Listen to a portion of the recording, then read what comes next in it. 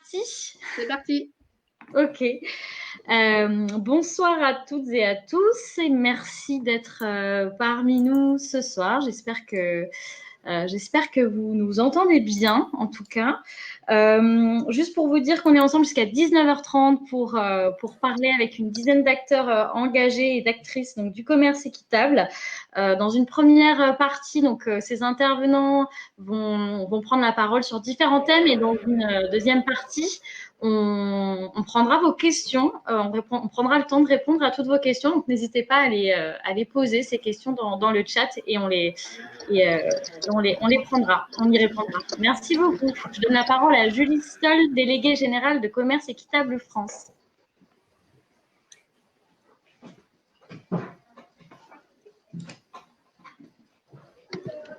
Bonjour. Bonjour à tous, bonjour à toutes.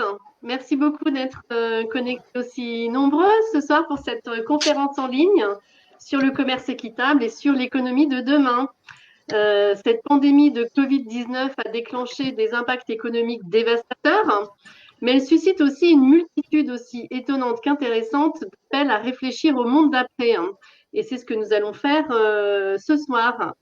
Cette crise sanitaire, elle interroge effectivement la fragilité de notre système économique, basé en grande partie sur une mondialisation de plus en plus dérégulée.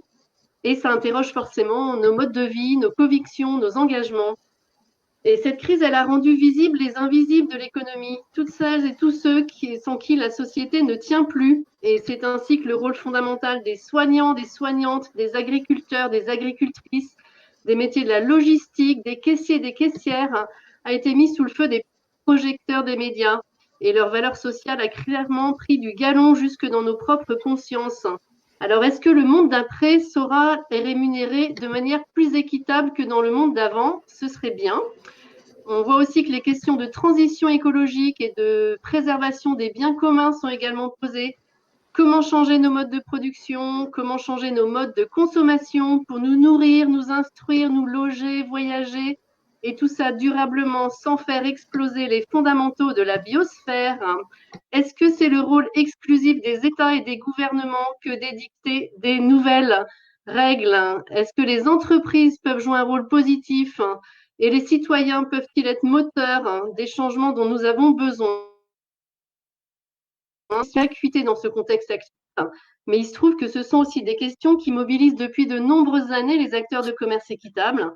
Je les côtoie depuis plus de 10 ans et je sais qu'ils et elles ont une expérience utile, unique et intéressante à partager pour nous aider à penser la crise actuelle et pour proposer des solutions concrètes. Alors avec nous pour en parler aujourd'hui, des dirigeants et des dirigeantes d'entreprises, d'associations ou de labels de commerce équitable, acteurs économiques ou initiateurs de mobilisation citoyenne, nous avons Stéphane Comard d'Éthicable, Marie Mercuy d'Ecocert, Ludovic Brindejon de Agriéthique, Bernard Kimel de Biopartenaire, Pierrick Deronne de Biocop, Estelle Dubreuil de Faire un monde équitable, Émilie Sarrazin de Max Havelaar France, Gérald Gaudreuil d'Artisans du Monde et Marc Dufumier, agronome de renom et président de Commerce Équitable France. Ils et elles sont nombreux, mais ils ont été briefés pour être clairs et concis et pour pouvoir répondre ensuite à vos questions en direct, en live et sans filet. Alors, on commence avec Stéphane Comard, qui est l'un des 3 fondateurs de la coopérative Éthicable, entreprise agroalimentaire 100% bio et 100% équitable. Stéphane, qu'est-ce qui différencie une entreprise de commerce équitable d'une entreprise conventionnelle de l'agroalimentaire? Et en quoi est-ce que ça fait une différence en temps de crise comme celle que nous vivons? On t'écoute, Stéphane. Bien, bonjour. Alors, effectivement, Éthicable, depuis 17 ans, développe et promeut un commerce équitable engagé, centré sur l'agriculture paysanne. Aujourd'hui, avec plus de 75 coopératives dans le monde, dans 27 pays, dont la France, Éthicable commercialise 200 produits à peu près dans les réseaux de la grande distribution. Il s'agit de produits d'épicerie, du chocolat, du thé, du café, des jus de fruits. Et derrière chacun de ces produits, il y a un projet de développement mené avec les coopératives de producteurs, partenaires, projet de développement qui concerne soit des projets sur l'agroforesterie, soit des projets qui sont plus relatifs à des outils de transformation faits par les producteurs pour pouvoir gagner de la valeur ajoutée sur place. Et derrière chacun de ces projets, grâce à des partenariats solides sur la durée, à des rémunérations, des prix rémunérateurs, grâce à des primes de développement financées par les achats de produits, des préfinancements de récolte, Etikable et ses partenaires ont réussi à développer cette collaboration sur à peu près une période de 17 ans. Depuis 10 ans, Etikable a décidé de retranscrire les principes du commerce équitable historiquement orientés vers le sud sur des partenariats avec des coopératives françaises. Pionniers avec quelques-uns, comme Biocoop par exemple, on a développé des partenariats avec des coopératives françaises. Aujourd'hui, il y a à peu près une trentaine de coopératives en France qui sont impliquées dans le développement de ces relations partenariales de commerce équitable. Et alors, tout récemment, ces coopératives, à peu près une trentaine de coopératives qui regroupent 4000 producteurs, une vingtaine d'organisations d'entreprises bio, évidemment Biocoop et Etikable, ont fondé un label de commerce équitable, bio équitable en France, pour pouvoir étendre cette relation économique équitable sur le territoire français. Donc aujourd'hui, cette organisation doit permettre de développer une agriculture engagée, moderne, une agriculture axée sur l'agroforesterie, sur la petite agriculture paysanne. Et ça, c'est quelque chose qui est important pour le monde de demain. Ok, merci Stéphane. On reviendra sûrement vers toi au moment des questions. J'aimerais qu'on se tourne maintenant vers Marie Mercuy, directrice du département RSE et commerce équitable de l'organisme de certification EcoCert. Marie, est-ce que tu peux nous dire pourquoi c'est important pour une entreprise qui propose des produits de commerce équitable aux consommateurs d'avoir un label? Quelle est la plus-value d'un label pour une entreprise?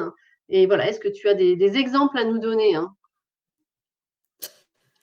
Alors, oui, merci Julie. Donc, je vais commencer peut-être pour me lancer par rappeler l'intention du commerce équitable. Pour moi, il s'emploie à mettre en œuvre les principes d'équité et de responsabilité des acteurs dans une économie globalisée, comme tu le disais en introduction. Et cette globalisation, même si elle a permis des progrès économiques, elle n'a pas tenu sa promesse de réduction des inégalités, on le sait. Alors, pourquoi? Entre autres choses, parce qu'elle a accentué le pouvoir de certains acteurs. Elle a rendu les filières toujours plus opaques, toujours plus longues, complexes. Elle a mis en concurrence des producteurs de capacités et de niveaux de vie différents. Elle a organisé un dumping social mondial. Bref, on peut dire qu'elle a contribué fortement à déshumaniser les échanges. Donc aujourd'hui, on se retrouve avec des acteurs des filières qui ne se connaissent plus, et donc qui ne se comprennent plus, qui ne travaillent plus ensemble sur un développement, on va dire, concerté qui porterait une vision à long terme pour tout le monde. Donc partant de ce constat, je dirais que commercer autrement, ou en tout cas le commerce de demain, devrait s'inscrire en faux contre ce fonctionnement. Et donc, évidemment, revenir à des prix justes, mais pas seulement. Il faut aussi chercher à raccourcir les filières, les rendre moins opaques, et être dans une démarche de co-développement de ces filières sur le temps long, et non dans le simple rapport acheteur-fournisseur. Alors aujourd'hui, le rôle d'un label de commerce équitable, et donc de la labellisation commerce équitable en général, c'est de sensibiliser la société, démontrer qu'un autre commerce est possible et identifier les acteurs qui le rendent possible, en créant un visuel et un référentiel commun basé sur les valeurs du commerce équitable, et en créant la confiance des filières, mais aussi auprès des consommateurs.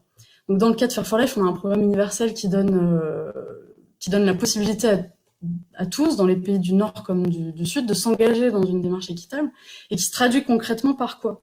Des partenariats long terme qui sont formalisés par des contrats qui eux-mêmes définissent des prix d'achat justes, des prix minimums garantis en cas de crise, un engagement pluriannuel sur des volumes, du support technique, du préfinancement. Tout ça, ça sert à apporter de la stabilité aux partenaires. Et c'est vraiment pour permettre aux producteurs d'investir et donc de voir plus loin durablement.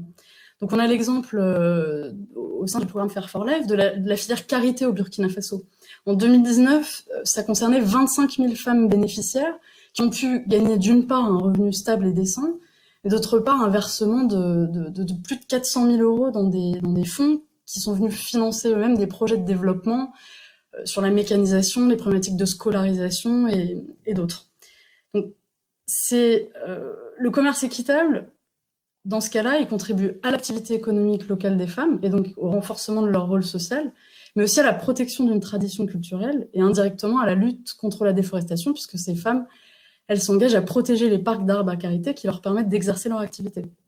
Pour prendre un exemple peut-être plus proche de nous, en France, la certification Fair for Life est venue récemment valoriser les pratiques de l'organisation de producteurs de lait Biolait et de leurs partenaires lait de vache, construits sur ces mêmes principes de prix rémunérateurs et stables, avec des contrats à 5 ans et l'abondement d'un fonds de développement de 2% du montant d'achat de lait, qui a été dédié exclusivement à des projets de développement de filières de production bio. Donc là aussi, on a un impact économique, social et environnemental du commerce équitable. Donc l'objectif, in fine, au nord comme au sud, je pense que c'est bien de valoriser, de viser la résilience de ces chaînes, une résilience économique d'abord, qui permet d'amener à un meilleur respect de l'humain et de l'environnement par les organisations, mais aussi, et c'est très important, qui permet à ces organisations engagées dans le commerce équitable de préparer la transition et leur adaptation en fait aux défis de demain. Donc peut-être pour finir sur l'actualité, je peux évidemment pas faire l'impasse sur la crise du coronavirus, et je crois qu'elle est vraiment venue rappeler le caractère essentiel des activités agricoles, mais aussi le sens profond de ce que doit être un commerce vertueux. Et on voit qu'il y a clairement un besoin impérieux de respect, de confiance et de stabilité. On voit bien que lorsque les acteurs se connaissent, les dépendances externes et l'incertitude sont réduites, et on voit finalement que la capacité de se projeter dans l'avenir pour ces entreprises et organisations, elle est primordiale, et je suis convaincue que cela peut se faire bien plus aisément dans le cadre de partenariats équitables que dans celui d'un commerce conventionnel. Merci beaucoup, Marie. Stabilité des prix, je sais que c'est aussi une thématique qui intéresse beaucoup Ludovic Brindejon, qu'on va écouter maintenant.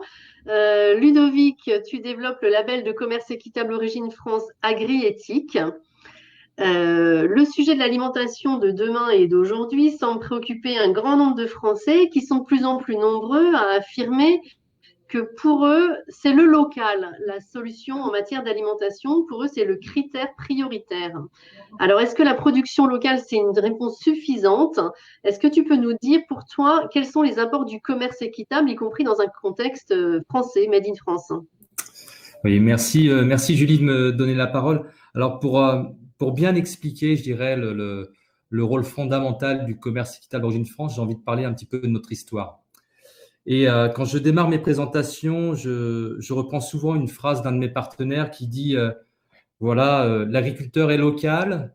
Alors, je vais parler de la filière blé farine pain. L'agriculteur est local, le meunier est local et le boulanger est local. Tout ça, on va dire, dans un rayon de 100 km.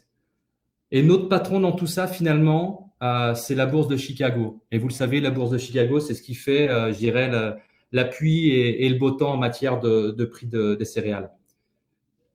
Petit retour en arrière, 2005, le prix du blé tournait autour de 120 € la tonne. 2008, on était passé à 300 € la tonne. Vous imaginez les conséquences que ça peut avoir sur l'ensemble des acteurs de la filière et notamment les agriculteurs. Bref, on a décidé rapidement entre les agriculteurs, les meuniers, les boulangers, les industriels de se mettre autour de la table et d'essayer d'inventer, je dirais, un nouveau modèle économique. Encore un nouveau modèle économique, surtout de se déconnecter du marché. Et l'idée était relativement simple.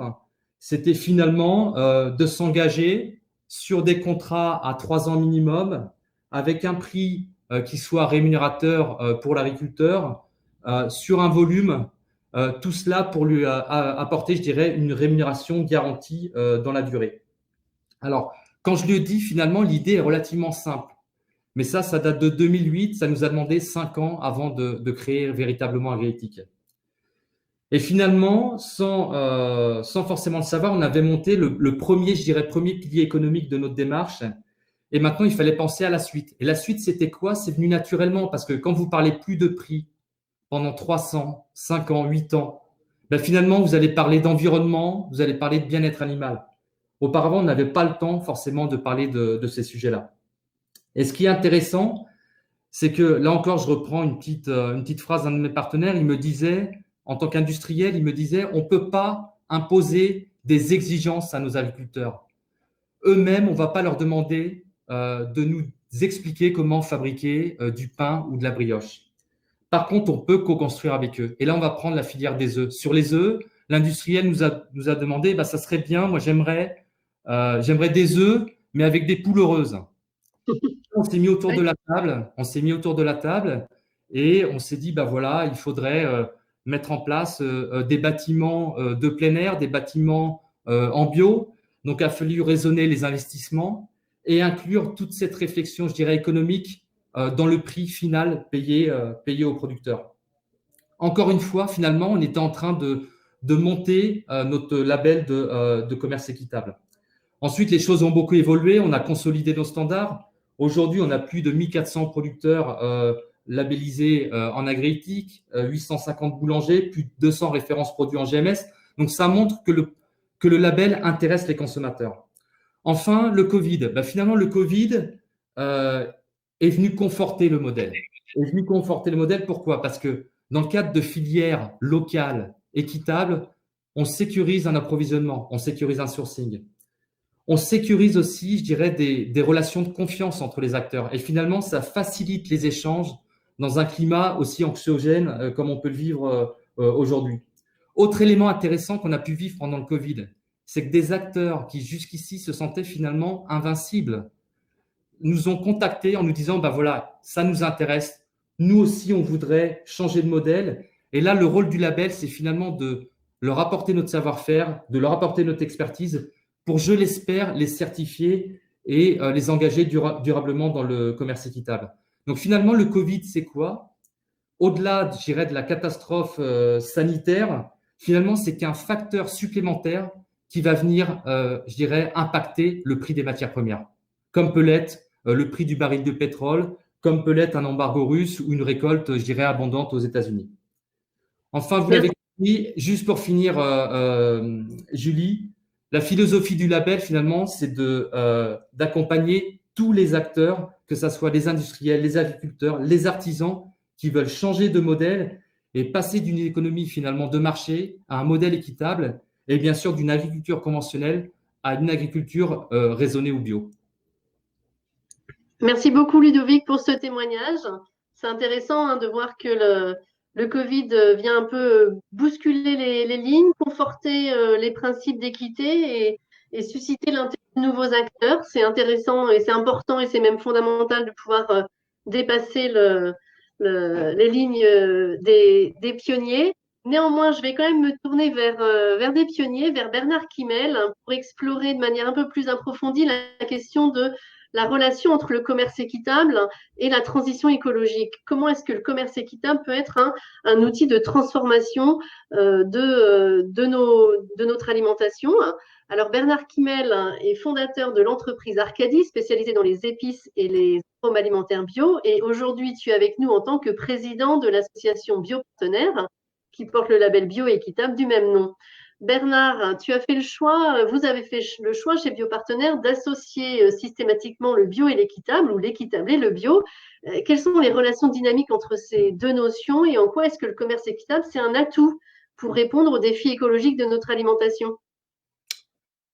C'est une question intéressante de ce lien entre le commerce équitable et l'écologie, la transition écologique, parce qu'en fait, c'est un lien qui n'est pas intuitif. A priori, on est sur deux concepts différents, le social d'un côté et l'écologie de l'autre.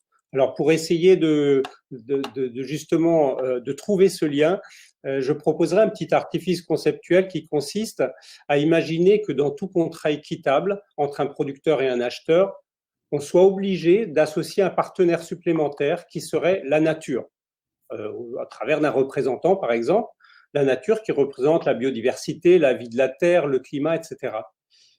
Le principe d'une relation, d'un contrat équitable, c'est que tous les partenaires en sortent gagnants de l'opération. Mais si on est dans le cas d'une agriculture classique qui utilise des intrants chimiques, on peut être sûr que la nature va y perdre à chaque année. Il y aura moins d'insectes, il y aura moins d'oiseaux, moins de bactéries, de champignons, de vers de terre dans le sol, etc. On l'a vu sur les 30 dernières années ou 50 dernières années de cette agriculture, à quel point la biodiversité a été diminuée. Donc, on voit que le contrat, il n'est pas équitable, en fait, pour la nature. Elle a signé, mais il n'est pas équitable. Et on peut craindre aussi qu'il ne le soit pas non plus à terme pour le producteur, puisque son capital le plus précieux, qui est la terre, en sera dégradé rapidement. Et il y a sa santé aussi qui pourra être dégradée. Maintenant, si on regarde la réalité, on s'aperçoit que beaucoup de filières équitables, en fait, sont bio. C'est d'ailleurs sont certifiées bio ou en transition vers la bio.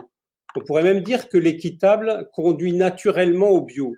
La preuve, dans les chiffres, en 2012, 63% des filières équitables internationales sont bio. On voit un ratio qui est énorme par rapport au ratio classique entre le bio et le conventionnel. Mais en 2018, elles sont 80% à avoir la double labellisation. Eh bien, on voit bien qu'on ne conçoit progressivement, on ne conçoit plus l'un sans l'autre. Dans les filières françaises, qui sont d'origine plus récente dans le commerce équitable, on s'aperçoit qu'un contrat équitable facilite souvent la conversion bio, parce que la personne qui se convertit au bio, eh ben le contrat équitable va lui assurer d'une part des prix rémunérateurs par rapport à ses nouveaux coûts de production et une garantie de ses débouchés, et en plus une relation d'accompagnement et de confiance avec son partenaire. Bon, on a vu que l'équitable conduit au bio, mais l'inverse est vrai aussi. Et là, Biopartenaire en est un exemple flagrant puisque est issu du monde de la bio. Et créé en 2002, il labellise aujourd'hui 61 filières, dont 45 à l'international, 16 en France avec 1500 fermes à peu près. Et les fondateurs ont toujours considéré en fait que l'équitable pour eux, c'était une prolongation naturelle et indissociable du bio. Ça faisait partie des mêmes valeurs. Aujourd'hui, on s'aperçoit qu'avec la crise actuelle, beaucoup d'entreprises bio nous contactent pour sécuriser leur filière et pour garantir aux consommateurs la qualité de leur partenariat. Voilà, j'espère que j'ai un peu mieux expliqué ce que pouvait être le lien entre l'équitable et le bio, et enfin l'écologie en tout cas, la transition écologique. Pour conclure, je voudrais simplement donner un exemple d'une filière qui est vraiment emblématique pour ce lien avec la transition écologique. C'est une filière que beaucoup connaissent bien et qui est représentée par la marque Soy, donc des produits à base de soja qui sont commercialisés dans la quasi-totalité des magasins bio spécialisés. Il faut savoir que cette société travaille en relation étroite avec une coopérative de producteurs de soja, donc AgriBio-Union, de soja bio bien sûr, et sous le cadre d'un contrat équitable, Biopartenaire. Et maintenant, si on voit l'impact de cette filière, c'est d'abord d'offrir à des consommateurs des protéines végétales qui leur permettent de consommer moins de viande. Tout le monde sait l'impact de la viande sur l'équilibre carbone, etc. Il y a aussi une filière régionale, entre une entreprise et des producteurs qui sont dans le même secteur, avec des partenariats durables. Pour les agriculteurs, le soja, c'est une rotation de légumineuses, pour ceux qui connaissent un peu. Donc, ça leur permet d'avoir une bonne rotation, par exemple, avec des céréales.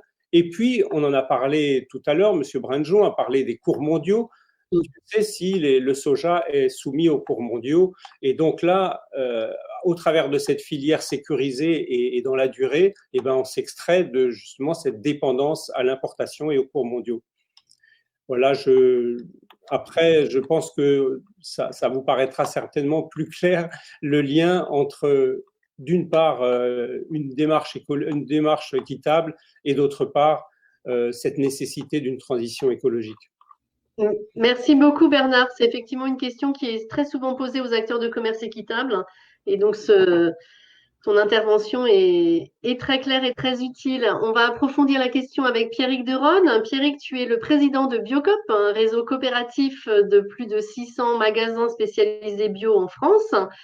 Vos magasins réalisent près d'un quart de leur chiffre d'affaires avec des produits issus du commerce équitable, soit des produits qui viennent des pays du Sud, commerce équitable international, celui qu'on connaît le mieux, ou des produits également issus d'un commerce équitable français. Est-ce que tu peux nous parler de l'engagement de Biocop dans le commerce équitable? Comment est-ce que le commerce équitable est devenu le modèle économique que vous avez choisi pour accompagner le développement de filières bio en France ou à l'international? Pierrick. Bonjour à toutes et à tous. Bernard a dit déjà beaucoup de choses sur le lien entre écologie et équité. Pour Biocop, ça a été assez naturel, c'est-à-dire que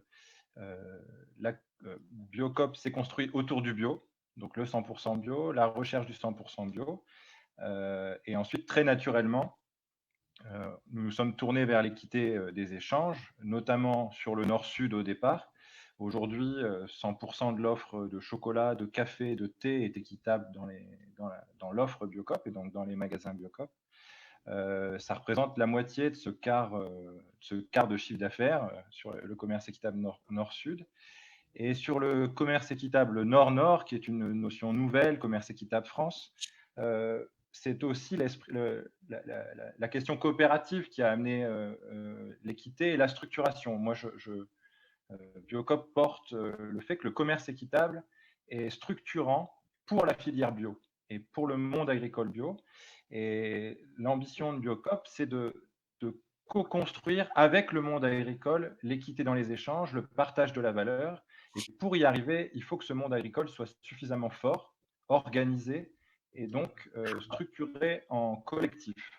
Et c'est ce qui s'est passé depuis une vingtaine d'années chez Biocop, avec la création de la marque Ensemble en 2001, avec des producteurs.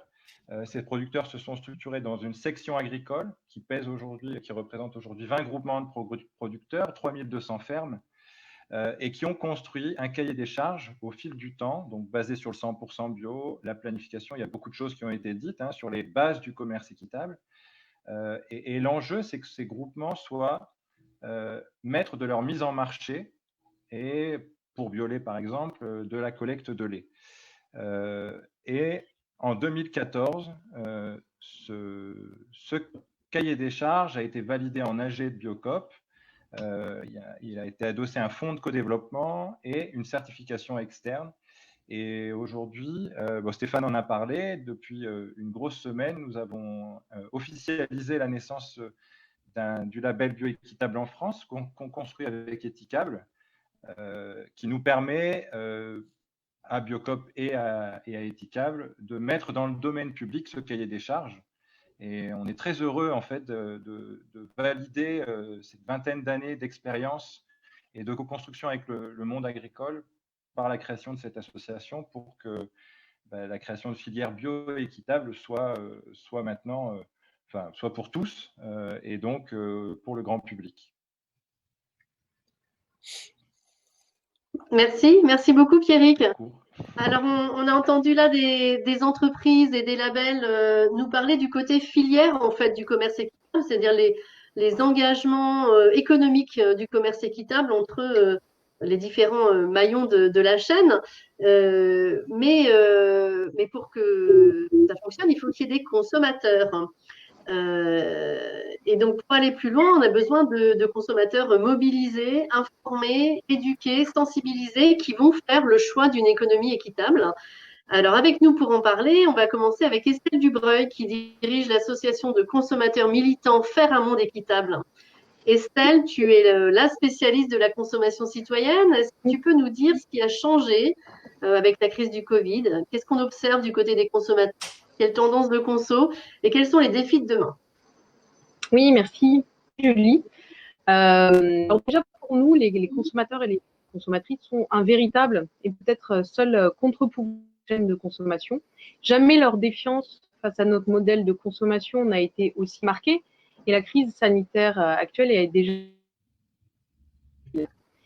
Cette crise, elle pourrait bien avoir fait naître les bases d'une bascule de consommation, bascule culturelle aujourd'hui, mais les idées peut-être bascule économique demain.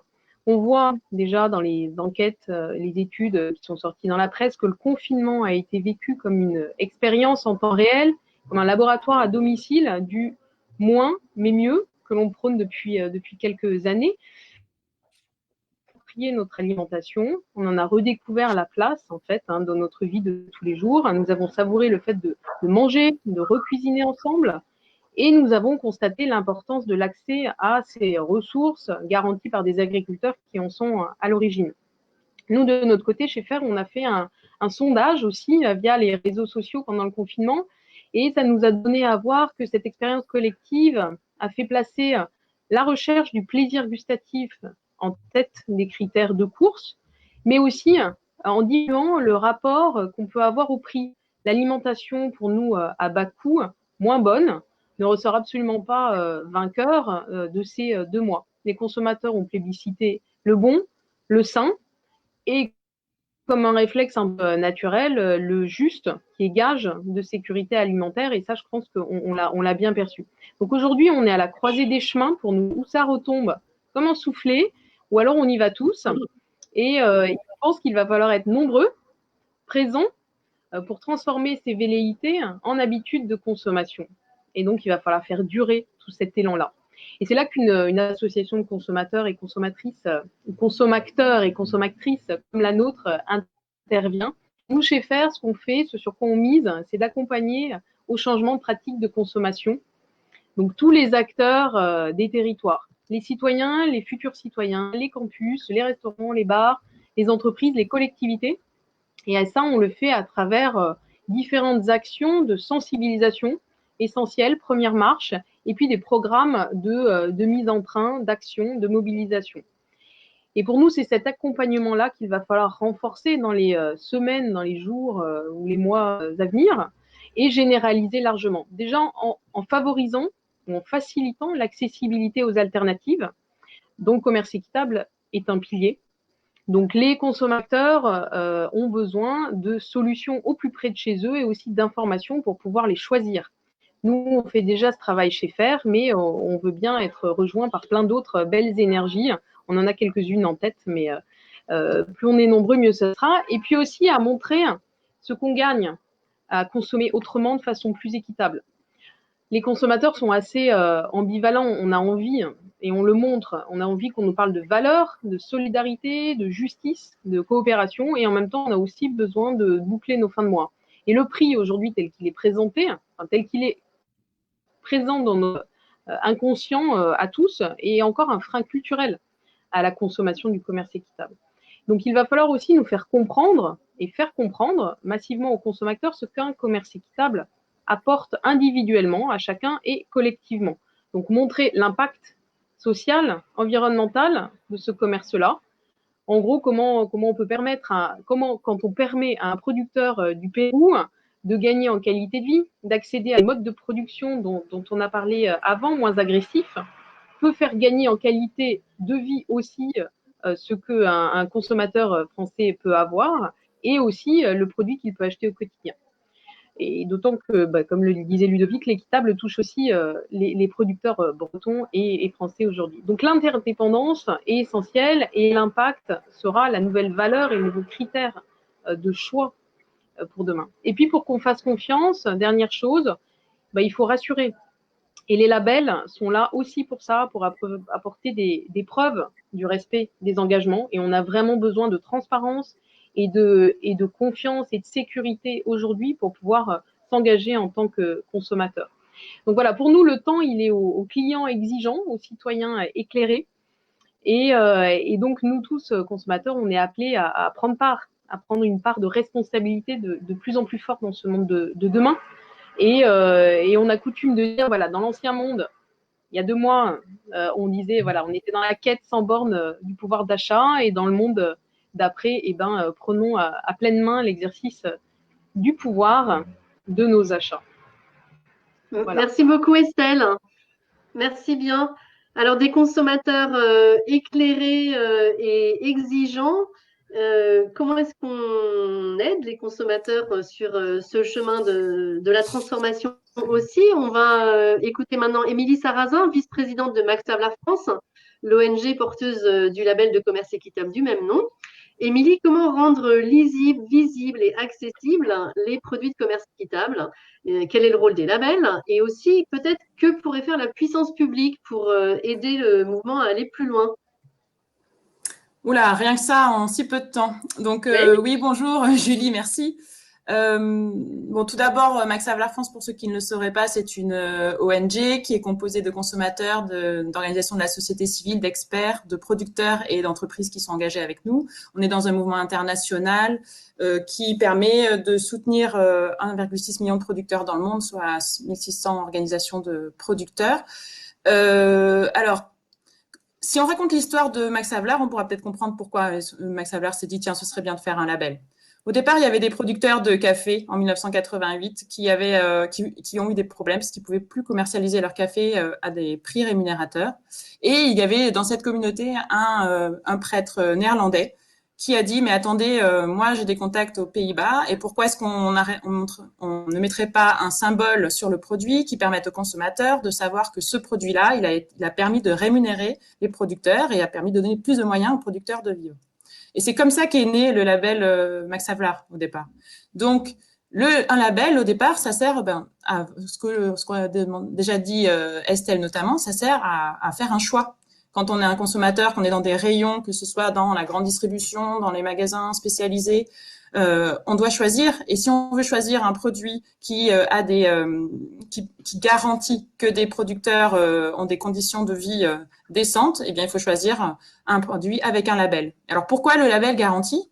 Le label garantie, comme en ont déjà parlé Marie et Ludovic, il est garanti parce qu'il y a un cahier des charges derrière. Alors, au niveau de Max Havelaar, on décide des évolutions du cahier des charges au niveau international.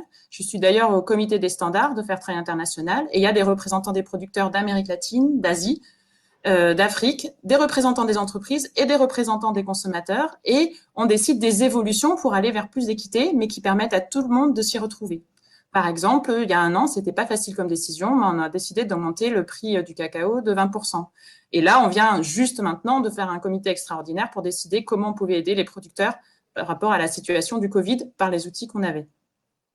Donc, cette garantie, elle existe et tous les labels, on a ce cahier des charges et ce cahier des charges, il est contrôlé.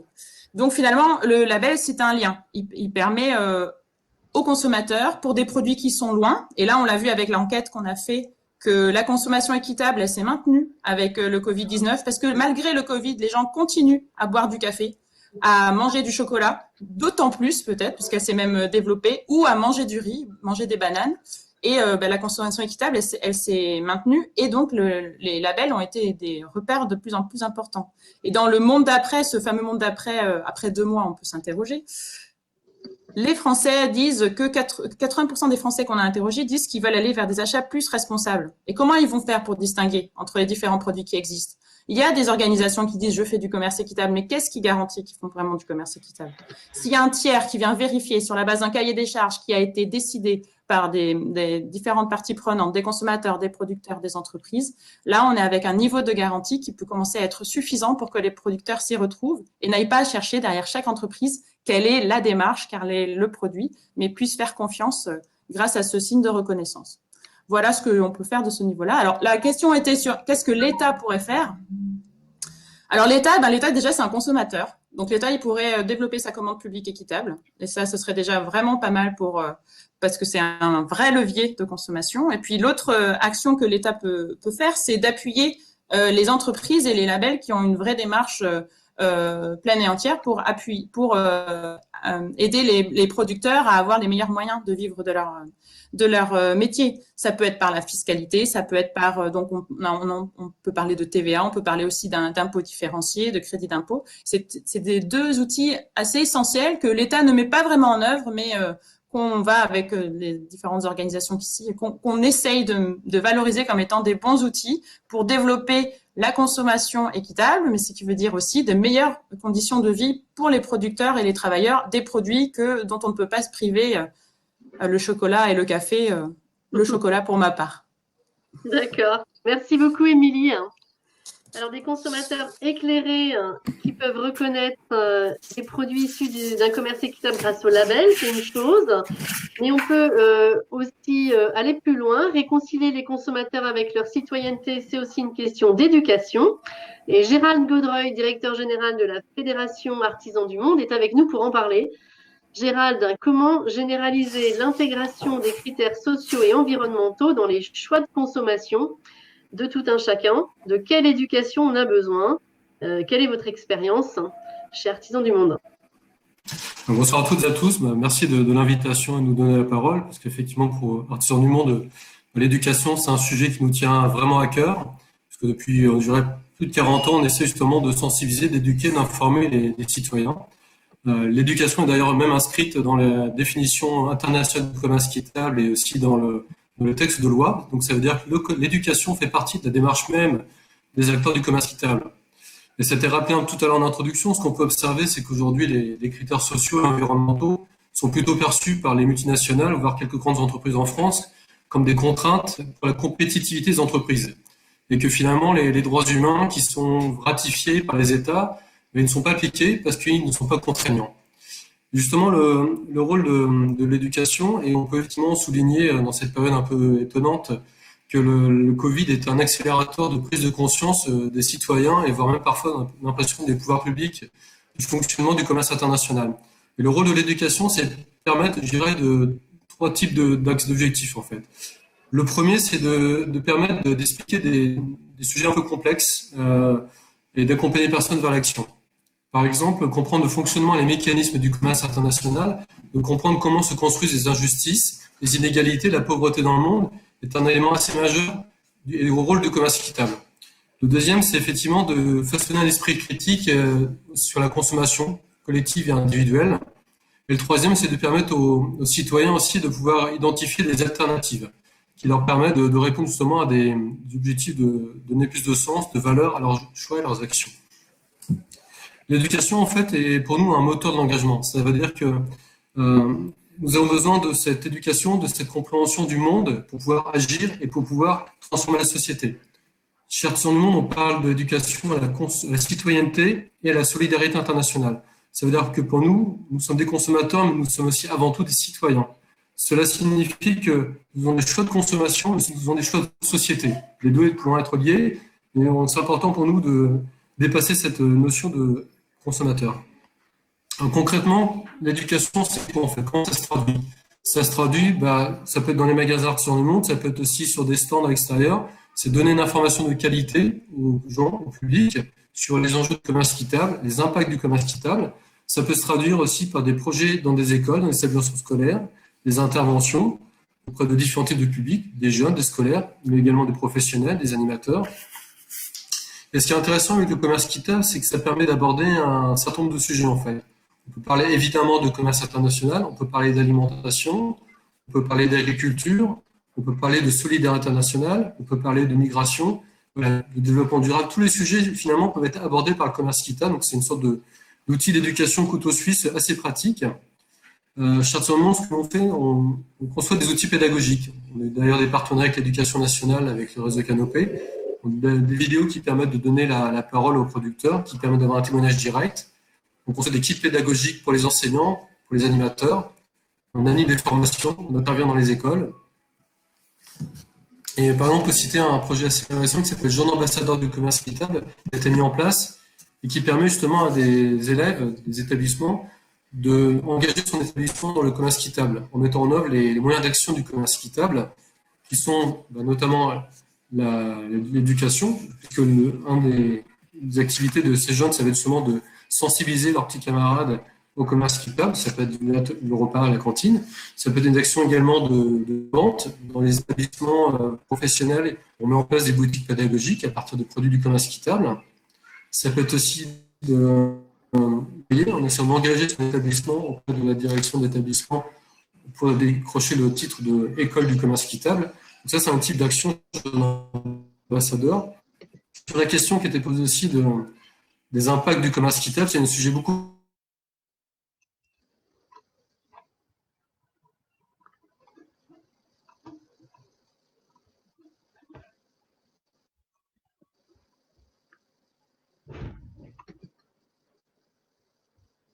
Alors, on a un petit problème de connexion, je crois. Gérald, je crois qu'on t'a perdu.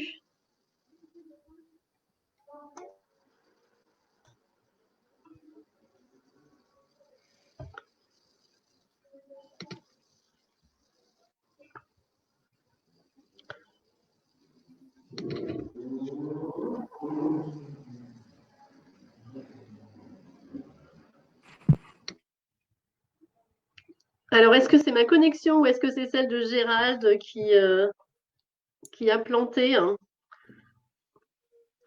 Si c'est la connexion de Gérald, je propose qu'on s'adresse maintenant à Marc. Gérald pourra revenir vers nous tout à l'heure au moment des questions.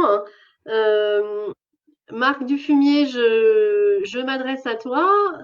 Dans notre secteur du commerce équitable, on considère souvent que ce qu'on fait est une sorte de laboratoire expérimental. On a déjà entendu ce mot de laboratoire qui permet d'imaginer comment pourrait être le monde de demain. Et à partir de ces expériences, nous dialoguons aussi avec les pouvoirs publics au niveau local, au niveau national, au niveau européen et même au niveau international aujourd'hui, dans des instances onusiennes parfois, pour essayer de changer les règles, changer les lois. Ne pas compter uniquement sur la bonne volonté des consommateurs, même si on vient de voir que c'était absolument fondamental. On appelle ça faire du plaidoyer. Et donc, Marc, j'aimerais bien que tu nous dises comment tu vois les choses à ce niveau-là pour garantir des prix rémunérateurs aux producteurs, tout en proposant aux consommateurs une alimentation écologique de qualité, mais aussi accessible. Que faut-il changer dans les politiques publiques? La crise du Covid crée-t-elle un contexte plus favorable ou plus défavorable à l'adoption de tels changements? Merci de ton éclairage.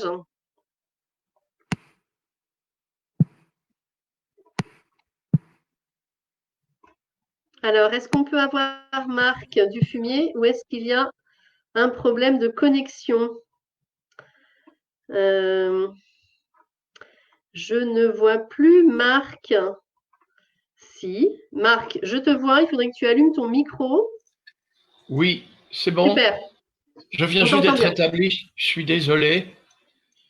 Donc, bonjour à toutes et à tous. Oui, après toutes ces interventions, ça montre un petit peu la diversité de tous les adhérents du mouvement commerce équitable et de la convergence qu'il y a entre toutes leurs préoccupations. Je dirais qu'au sein du mouvement, d'abord, on n'a pas attendu, pour être honnête, le Covid-19 pour se rendre compte de ce qu'était la précarité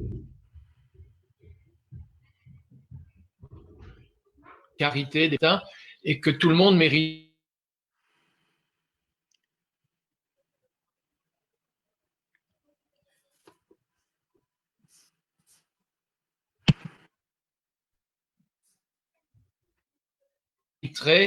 nous accordons aux producteurs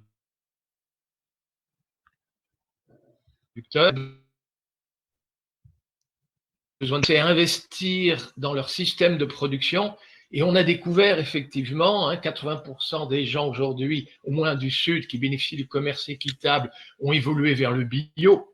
À savoir que les gens qui sont bénéficiaires là-bas décident effectivement d'affecter ce prix rémunérateur, cette prime qui est donnée à leur organisation démocratique, à la mise en place de systèmes de production, je dirais, plus résilients, plus diversifiés. C'est à la fois conforme à la stabilité des revenus, c'est à la fois conforme à la qualité environnementale sur place et à la qualité sanitaire de nos aliments.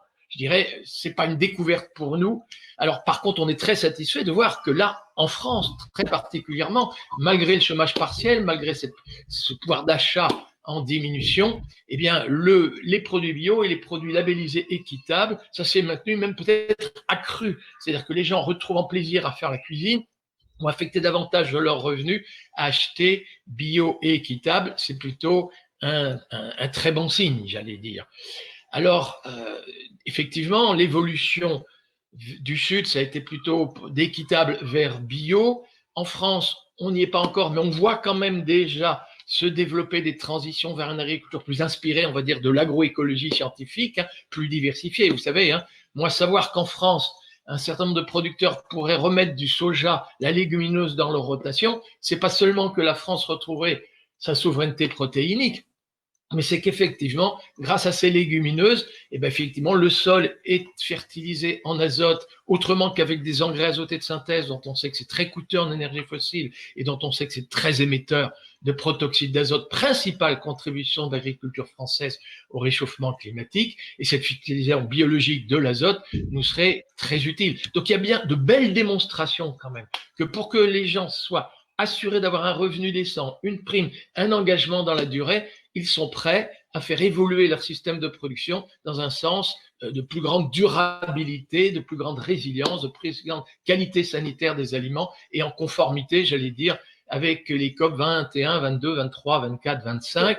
On en est, pour être honnête, assez fiers. Et puis alors, effectivement, il vient d'être dit que même les produits déjà labellisés bio, pour lesquels les gens aujourd'hui bénéficient d'un prix rémunérateur, on voit quand même la fragilité, parce qu'on sait que aujourd'hui, il y a une demande accrue des produits bio, les prix sont plutôt rémunérateurs d'une façon générale, mais on voit bien qu'un certain nombre de grandes et moyennes surfaces vont quand même importer le produit bio en provenance de l'étranger, et à l'étranger, précisément les systèmes de production et les conditions de rémunération des travailleurs détachés turcs ou maghrébins ne sont pas forcément géniaux. Donc vous voyez bien que plus, et c'est quand même ça aussi un peu la leçon, plus on peut jouer quand même une espèce de, non pas de souveraineté dans un sens très franchouillard, mais faire en sorte que l'on puisse s'approvisionner quand même le plus localement possible, que ce soit chez nous et dans les pays du Sud. La démonstration aussi du Covid-19, c'est que pour des problèmes de logistique, c'est pas, vous l'avez vu, il n'y a pas de pénurie d'aliments sur le marché mondial, il n'y a pas eu de spéculation sur les marchés à terme. Ouf, heureusement, ça n'a pas été comme à la crise de 2008, parce qu'il y a des stocks pour l'instant de blé et de riz, qui sont les deux principales céréales consommés dans le monde, y compris dans les pays du Sud, mais il est très important effectivement que ces producteurs-là, paysans parfois dans des zones reculées, dépendent beaucoup moins de la logistique, que ce soit pour s'approvisionner en nourriture, production locale, que ce soit pour s'approvisionner dans les intrants de synthèse. Vous l'avez compris, les systèmes de production qu'on promeut à travers le commerce équitable vont dans le sens quand même d'une plus grande résilience pour toutes les paysanneries du monde, et il est important donc de cette démarche de produits bio, labellisé équitable, écoutez, prix, ce sera une démarche, c'est une façon pour les producteurs français, déjà dans le bio, de se prémunir contre d'éventuels, en cas d'une éventuelle surproduction par exemple en France, si les grandes et moyennes surfaces continuent de s'approvisionner à l'étranger, eux au moins bénéficieront d'un prix équitable. Ça me paraît extrêmement important, et vous l'avez vu, nos soucis pour l'avenir, d'abord, c'est quand même de vérifier tout ce que je viens de vous dire là. Donc, on a fait des études d'impact sur les filières café, cacao. Très prochainement, on va en faire sur le thé. Il est impératif que les consommateurs, à travers ces labels, à travers la certification des cahiers et des charges de ces labels, aient confiance. C'est à nous, effectivement, de montrer que ça a des impacts. Donc, prochaine étude sur la filière thé.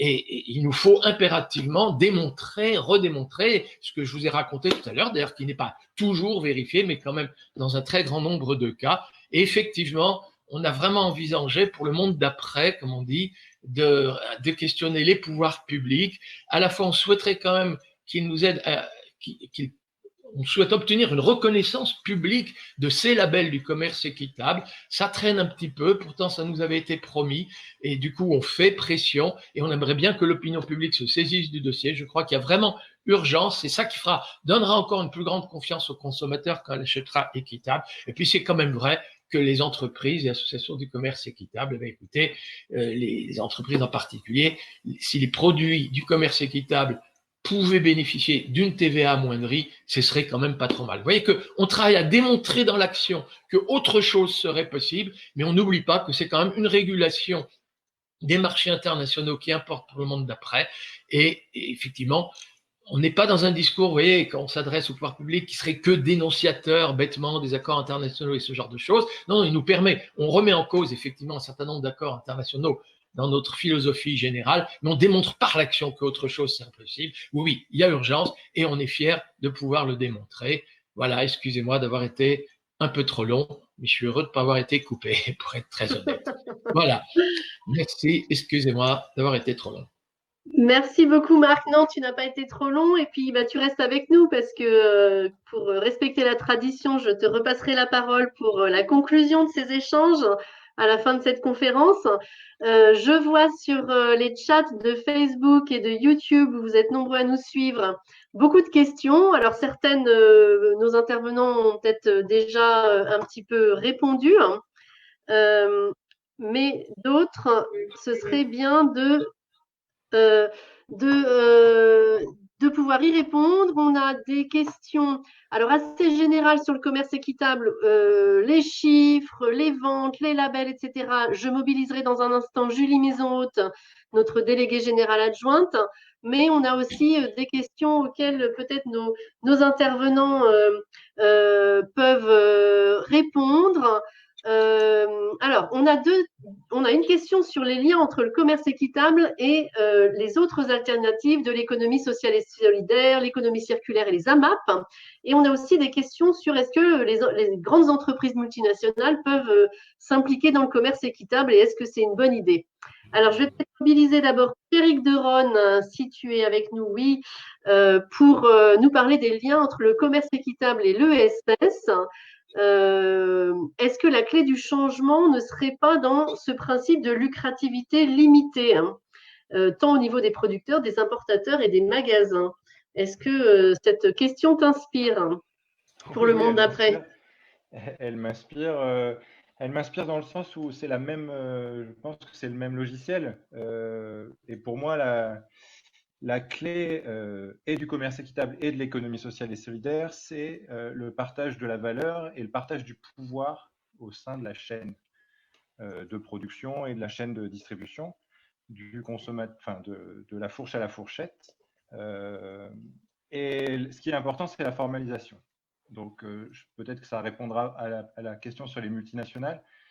Oui, les multinationales peuvent faire du commerce équitable et c'est souhaitable, c'est souhaitable, mais il faut l'écrire, il faut en faire un cahier des charges et il faut que, à mon sens en tout cas, et c'est le socle aussi de l'ESS, que ces textes, soit les statuts, des règlements intérieurs ou un cahier des charges interne à l'entreprise, la mission, etc., soient opposables par les parties prenantes. Et dans le cadre du commerce équitable, les producteurs doivent être en équilibre de pouvoir avec la distribution, avec la transformation, avec les entreprises qui gravitent autour. Et l'enjeu, c'est que ce pouvoir soit équilibré et opposable par les producteurs. C'est-à-dire si les engagements ne sont pas respectés, on peut quitter la relation, mais que ces engagements soient bien écrits. Et c'est ce qui manque, à mon sens, dans l'économie classique et dans le commerce classique qui est basé sur la compétition et le rapport de force. Donc, c'est bien ça que veut contourner le commerce équitable. Ok, merci beaucoup Pierrick. On a aussi pas mal de questions techniques sur comment fonctionnent très concrètement les aspects du commerce équitable et notamment j'ai une question qui demande comment se fait la détermination d'un prix considéré comme rémunérateur pour les producteurs. Vous êtes nombreux à nous poser cette question. Je vois Marc qui hoche la tête. Je vais passer d'abord peut-être la parole à Bernard Kimel de Biopartenaires, qui va nous répondre et nous donner peut-être un ou deux exemples. Bernard, comment est-ce qu'on détermine un prix juste pour les producteurs ou un prix rémunérateur? Alors, c'est la question la plus épineuse et la plus passionnante. Oui. Dans la relation classique, on voit bien, Pierrick en a parlé, on est dans effectivement un rapport de force où chacun va amener ses arguments, etc. Mais on a là-dedans peu de réalité. Dans la relation équitable, d'abord, il y a une relation humaine qui s'installe. Et puis, face à ces histoires de prix, on va essayer d'amener de la conscience, à la fois du côté de la production, au travers en incitant les producteurs à travailler sur leurs coûts de production. Et du côté des metteurs en marché, ils vont apporter la conscience de quel est le prix auquel on a des chances de vendre le produit, parce que nous, les entreprises seraient tout à fait d'accord de payer un bon prix, mais si à la sortie, elles n'arrivent pas à vendre leurs produits, on est ramené à la case départ. Donc là, effectivement, le processus, c'est ce calcul de coût de production et puis de réfléchir ensemble, est-ce qu'on peut mettre ce produit sur le marché? Alors, j'ai un petit exemple très rapidement. Notre entreprise, elle a travaillé pendant de nombreuses années avec une coopérative de ramasseurs de plantes dans le Massif central. Et donc, il y a un certain nombre de plantes qu'on avait l'habitude de payer un certain prix, etc. Et à partir du moment où on a engagé un contrat équitable, les producteurs sont venus en nous disant, écoutez, on a regardé de près, on a regardé le temps qu'on passe, etc. Et votre prix, il ne va pas du tout, on ne gagne rien et certainement que les producteurs, ils vont finir par arrêter d'en faire. Et donc, à partir de là, on a dit, écoutez, on tente le coup ensemble. Heureusement, ce n'étaient pas les produits, j'allais dire, les plus importants dans la gamme parce que ça aurait posé problème. Mais en tout cas, sur 5 ou 6 produits, on a dit, allez, banco, et des fois, ça a quasiment doublé. Et puis, curieusement, on en a vendu à peu près le même nombre, la même quantité. Et sur les producteurs, d'une part, bien sûr, ils étaient rémunérés, puis ils avaient plutôt tendance à vouloir continuer. Et puis, quelque part, ils se sont servis de ça aussi pour les négociations qu'ils avaient avec leurs autres acheteurs. Donc, ça a enclenché quelque part quelque chose de vertueux, quoi. Voilà. Donc, mais c'est quelque chose qui doit se vivre, qui se vit au quotidien. C'est quelque chose qui est jamais gravé dans le marbre. Mais c'est vraiment la qualité de la relation humaine qui, pour moi, est fondamentale dans un contrat équitable. Merci beaucoup, Bernard. On a aussi beaucoup de questions sur les labels. On a entendu plusieurs représentants de différents labels de commerce équitable s'exprimer aujourd'hui, donc ça ne vous a pas échappé qu'ils sont plusieurs. Et j'ai des questions sur la profusion des labels. Est-ce que ça ne risque pas de rendre la compréhension difficile par les consommateurs? Pourquoi est-ce qu'il y a une telle multiplication?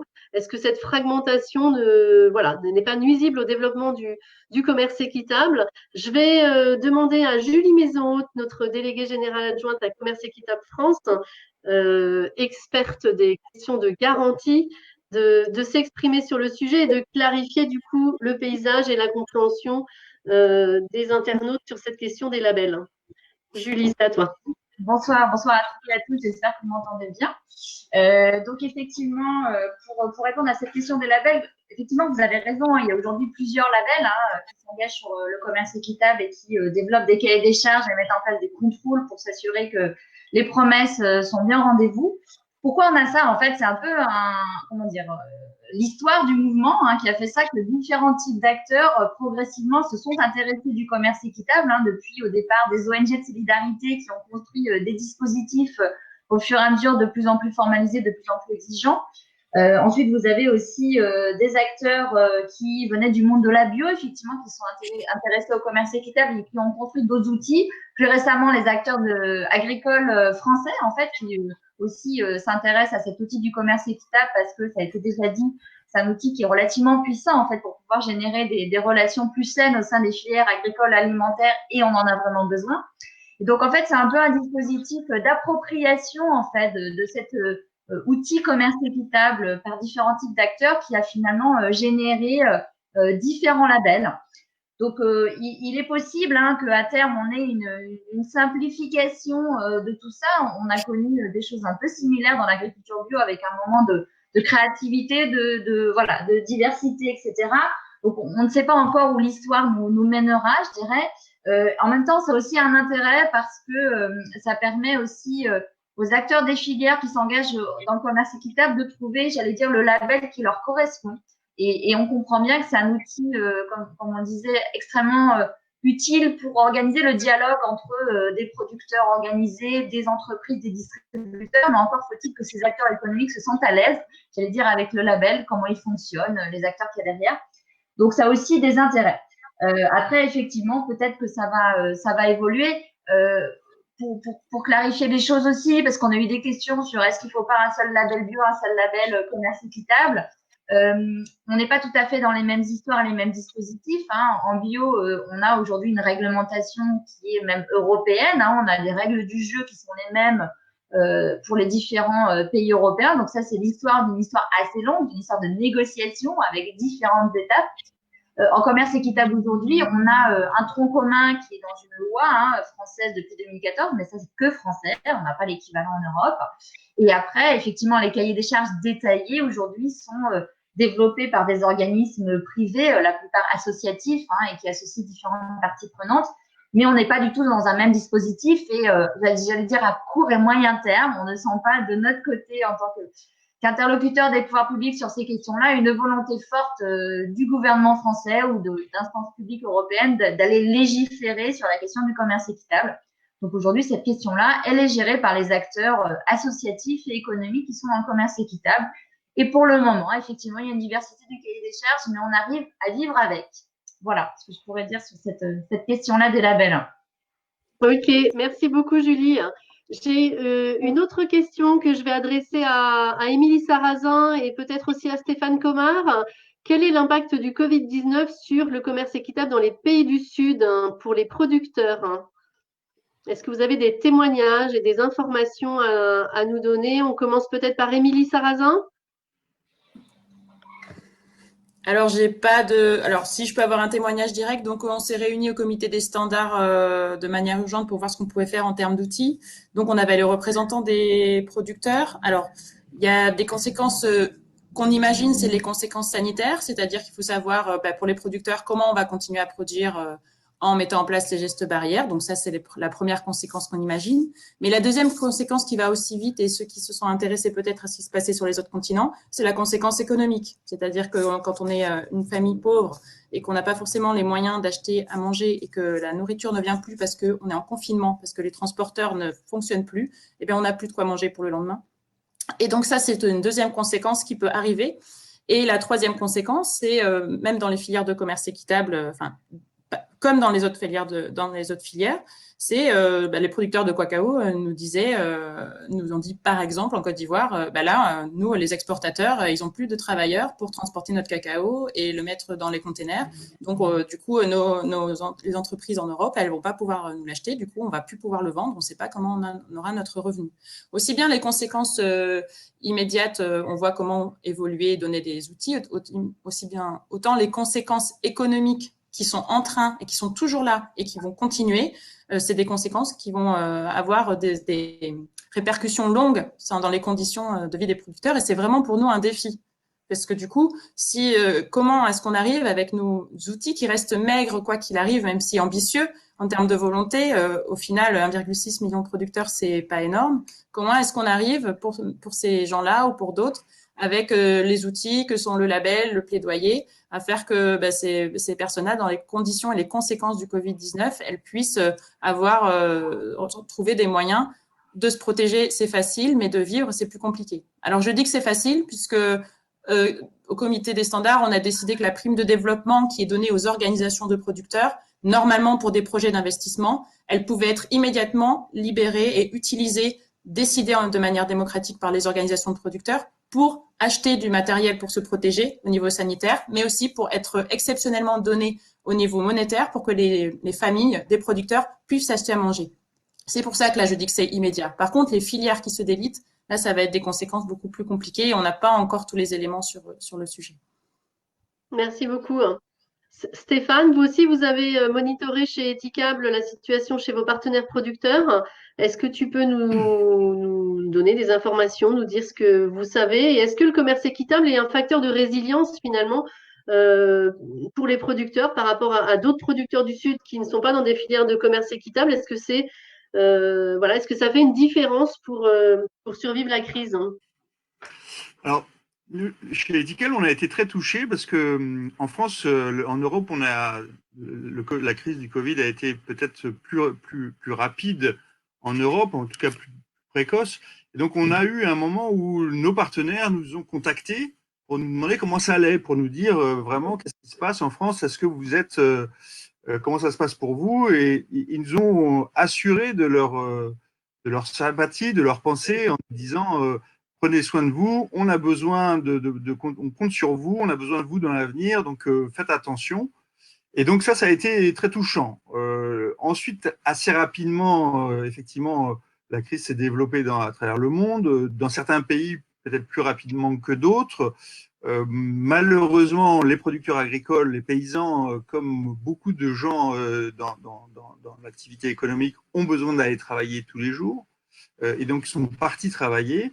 Et alors, ce qu'on a constaté, c'est qu'effectivement, les producteurs qui sont inscrits dans des démarches collectives avec des coopératives, quand les coopératives sont fortes, elles ont réussi à mettre en place tout de suite de la formation, des mesures de protection sanitaire. Elles ont organisé aussi des solidarités avec les producteurs peut-être les plus pauvres sous forme de dons ou de participation effectivement à l'apport de produits alimentaires pour permettre aux producteurs les plus pauvres de subvenir à leurs besoins. Et donc, effectivement, les producteurs impliqués ou engagés dans des coopératives ont eu plus facilement des appuis de leur structure, de leur infrastructure. Et ça a été quand même, ça montre l'importance pour un producteur de s'inscrire dans une dynamique collective avec des coopératives qui ont les moyens de réagir et qui sont formés pour pouvoir informer, sensibiliser et appuyer leurs membres. Ça, on a vu la force de la coopérative dans ces cas-là, dans le cas de la crise du Covid-19. Merci beaucoup pour ce témoignage. Alors, on a d'autres questions qui arrivent. J'en ai une pour Ludovic. Ludovic, est-ce que tu es encore avec nous? J'ai quelqu'un qui demande si Agriéthique prévoit de développer d'autres filières équitables comme les fruits et les légumes en France. Voilà, est-ce que tu peux nous dire quels sont vos projets de développement? Est-ce que vous en avez? Alors, oui, tout à fait. On a déjà de nombreuses filières, hein. On a le blé tendre, le blé noir, les légumes secs, la viande, le lait. Et bien sûr, d'autres filières, d'autres projets de filières vont venir nous rejoindre dans les mois à venir. Et pourquoi pas sur les fruits et les légumes, bien sûr.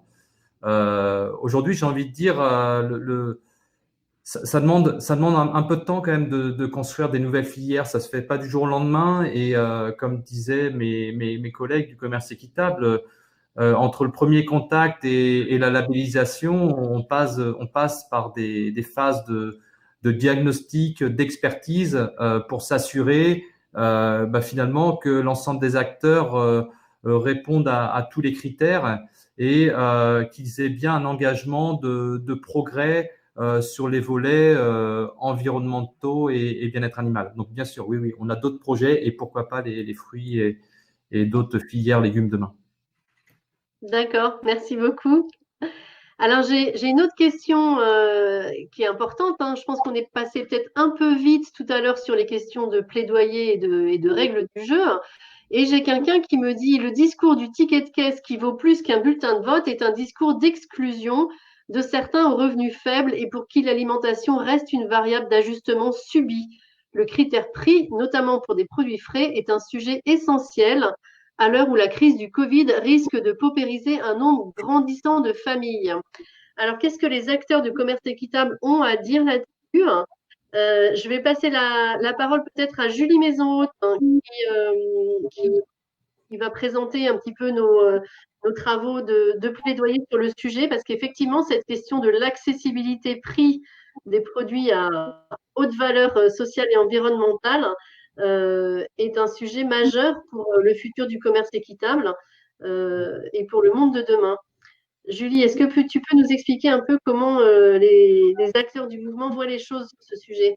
Oui, tout à fait. Alors déjà, c'est vrai que c'est un sujet qui nous préoccupe parce que l'idée que des produits à haute valeur sociale et environnementale soient réservés à ceux qui peuvent se le permettre n'est pas du tout acceptable pour un mouvement comme le nôtre qui travaille sur la question de la justice sociale. Ça, c'est évidemment une première chose et que on sait aussi que les produits sains d'un point de vue environnemental sont aussi des produits sains pour la santé. Donc là aussi, il y a une question de justice pour que tout le monde ait accès à une alimentation qui permette de contribuer à la santé et ne génère pas des maladies insurantes. Donc c'est une préoccupation. Maintenant, comment y arriver? C'est pas complètement évident parce que en fait, si on raisonne d'un point de vue économique sur une filière, tenir les deux bouts de dire on rémunère correctement les producteurs qui sont à l'origine des matières premières, que les acteurs dans la chaîne autour arrivent à vivre, à payer leurs salariés correctement, et en même temps qu'on arrive à un produit qui, dans le cas des prix du marché, soit un coût faible pour les consommateurs, en fait, c'est juste quasiment mission impossible.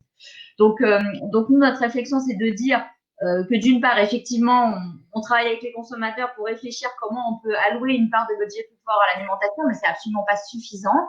L'autre axe de travail extrêmement important, c'est de réfléchir comment les politiques publiques, en fait, peuvent venir rendre possible, du coup, cet accès beaucoup plus facilité à un nombre plus important de citoyens et de consommateurs.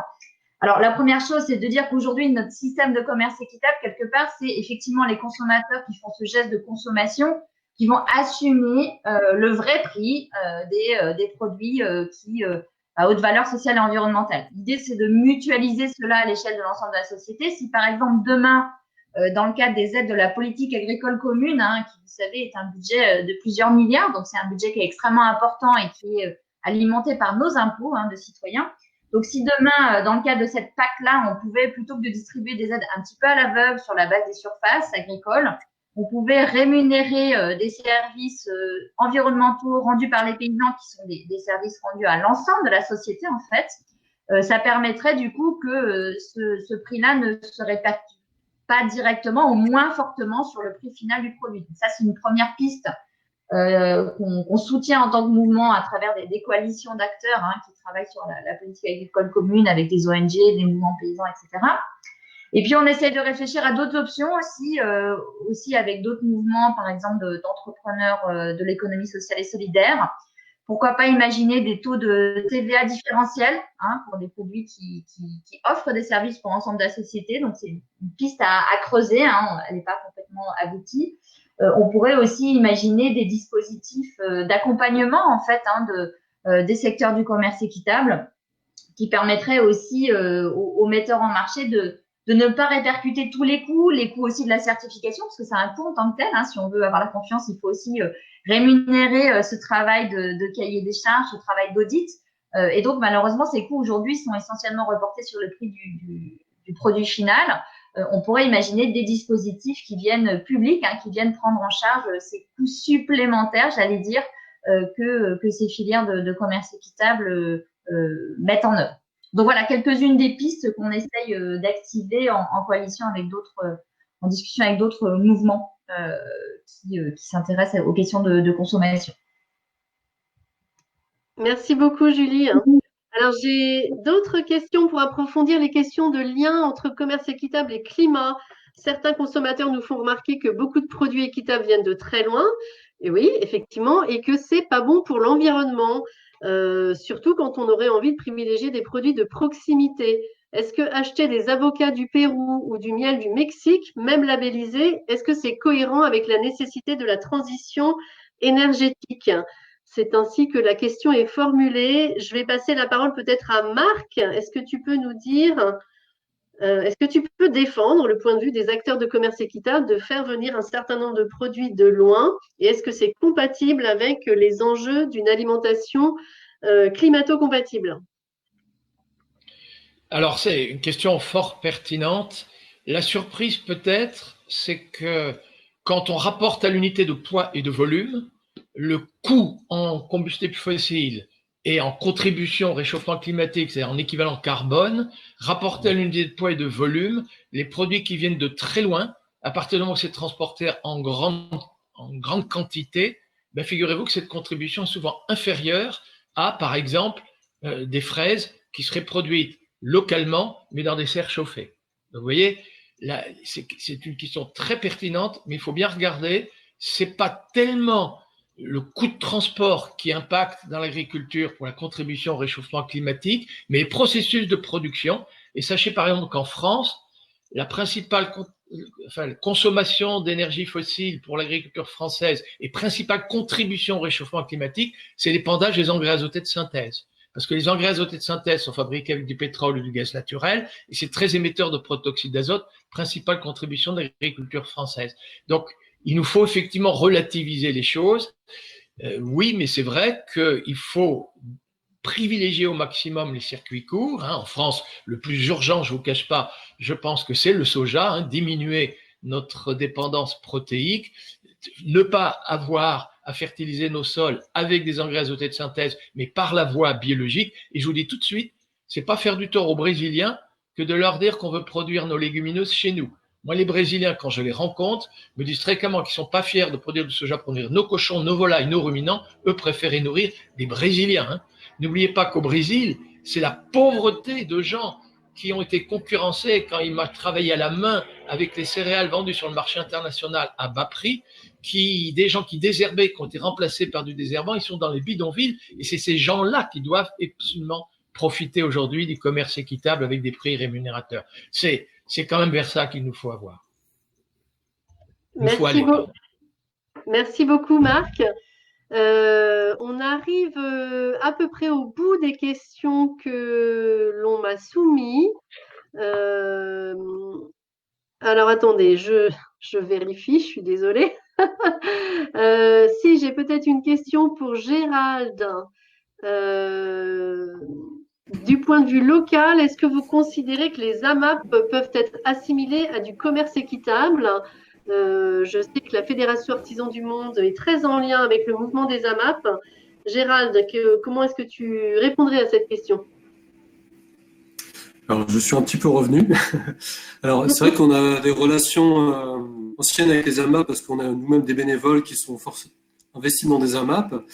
Après, effectivement, l'approche des AMAP, le fait d'avoir un prix rémunérateur pour le producteur, et on va même au-delà parce qu'on s'engage justement sur le partage des risques de la production.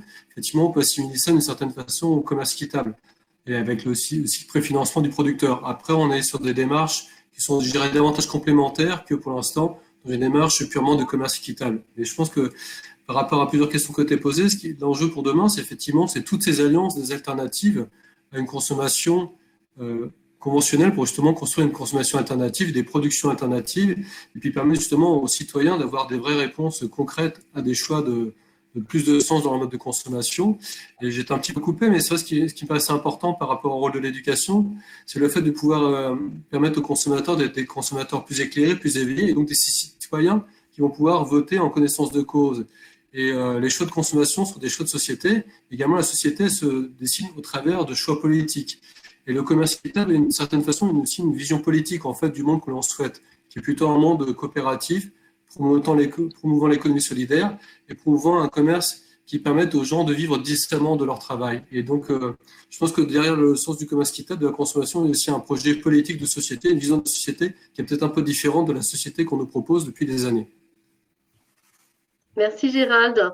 Je vois qu'on arrive au bout de notre heure et demie de débat et de conférence. Je vais donner la parole à Marc Dufumier pour le mot de la fin. Et Marc, je te soumets une dernière question qui est apparue sur le chat. Bonsoir, y a-t-il des méthodes et des études avec des données quantitatives et qualitatives sur les impacts du commerce équitable, sur la biodiversité et sur les organisations paysannes? Donc voilà, je te laisse la parole pour clôturer et peut-être donne-nous des éléments sur qu'est-ce qu'on sait aujourd'hui du commerce équitable, quels sont ses impacts et les méthodes utilisées par les acteurs du mouvement pour pouvoir témoigner de ces effets. Très bien, oui, donc je vais répondre. Juste pour dire, vos questions ont toutes été Ah, on t'entend plus, zut. pertinentes.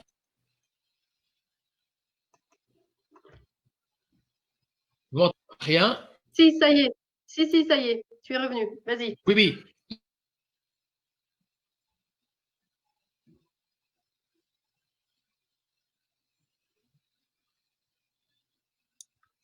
Éteindre la caméra peut-être. Donc sur les prix rémunérateurs, donc j'éteins la caméra. Vous m'entendez? Oui, on t'entend bien, Marc. Bon, alors j'essaye de dire. Hein. Donc le principe, c'est censé couvrir les coûts de production, c'est-à-dire un revenu minimum décent pour la famille et pas de décapitalisation.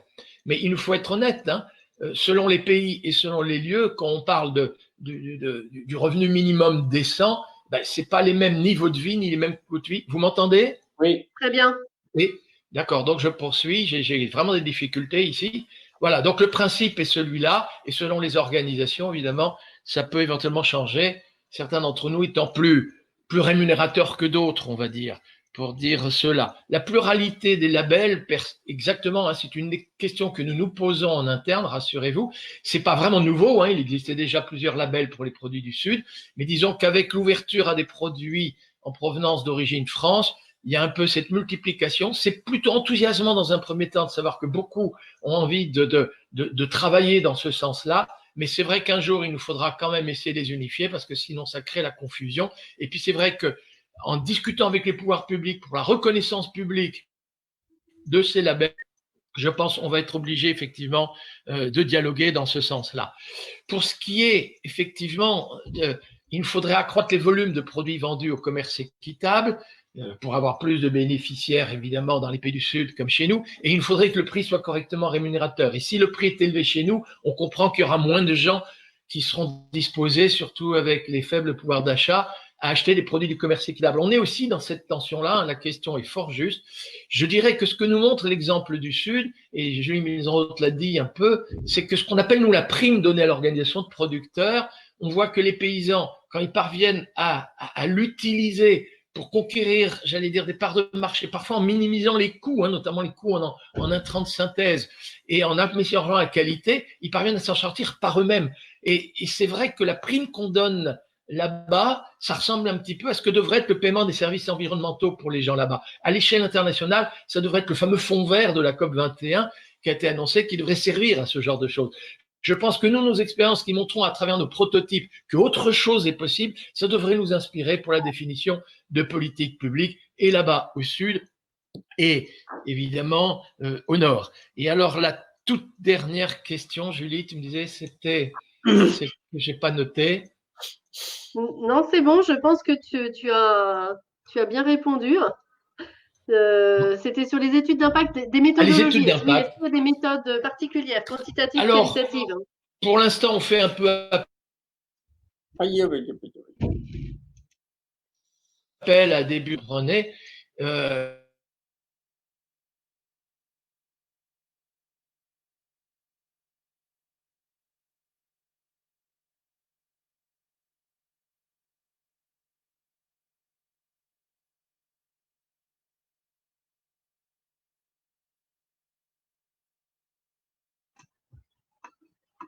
Je crois qu'on a perdu Marc. On avait perdu l'image. Il n'y a pas de... perdu le son.